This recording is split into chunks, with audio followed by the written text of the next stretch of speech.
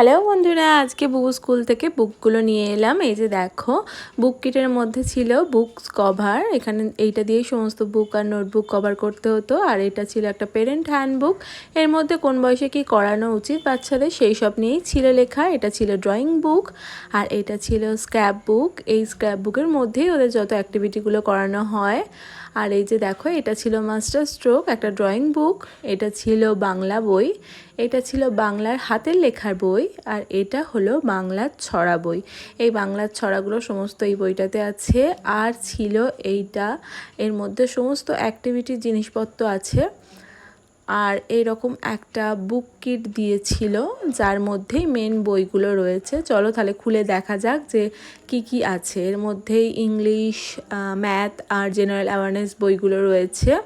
এই যে দেখো, এর মধ্যে ছিল রাইমস আর স্টোরির বুক, আর একটা ছিল আর্ট অ্যান্ড ক্রাফটের বুক, ছিল প্র্যাকটিস বুক যার মধ্যে numeracy, literacy and general awareness সবটাই প্র্যাকটিসের জন্য একটা বুক ছিল।